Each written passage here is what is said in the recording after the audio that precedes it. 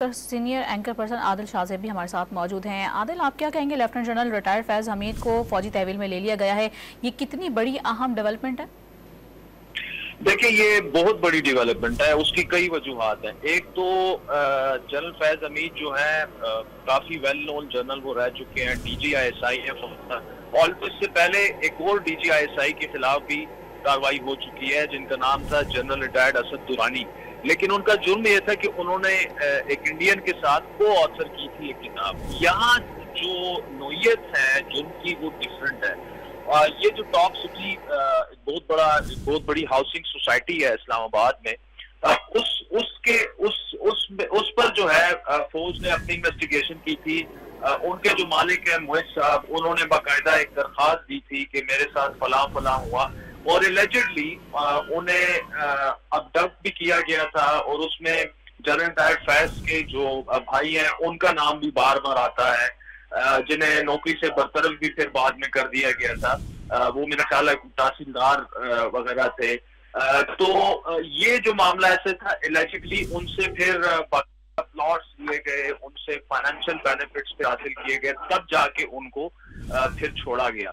तो ये सारा मुबैना तौर पर जो मामला है, ये मेरे ख्याल में बड़ी डेवलपमेंट जिस तरह मैंने कहा दो लिहाज से है। एक तो वो फॉर्मर DGISI है और दूसरी अहम इस लिहाज से है कि ये स्ट्रेट अवे मतलब मामला जो है ये सिर्फ को ऑथर करने का नहीं है किताब का। इसमें करप्शन के चार्जेस भी हैं, एब्डक्शन के चार्जेस भी हैं और ये पूरी तहकीकात तकरीबन हो चुकी हैं। उसके बाद ही कोर्ट मार्शल की कार्रवाई का आगाज हुआ है और उन्हें अरेस्ट किया गया है। तो ये इस लिहाज से भी देखें, एक तो फौज में जो खुद एहतिसाबी का अमल है, पाकिस्तान की फौज पे ये बहुत बड़ा इल्जाम लगता रहा है, तनकीद होती रही है कि आप अपने लोगों का एहतिसाब नहीं करते और उनको हमेशा आप बचाते हैं।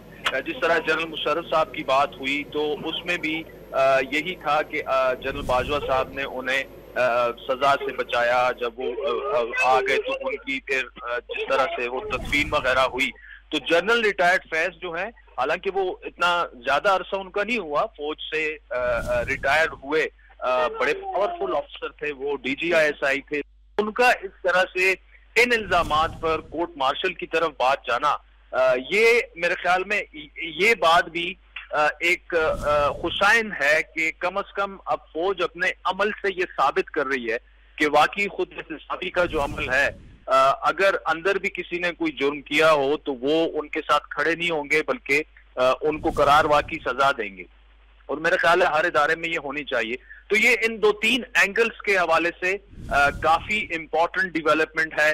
और इस चीज को मेरा ख्याल है फिलहाल सियासी तनाजुर में ना देखा जाए तो वो बेहतर है, लेकिन ऑब्वियसली इम्प्लीकेशंस तो होंगी और हैं भी अगर देखा जाए तो।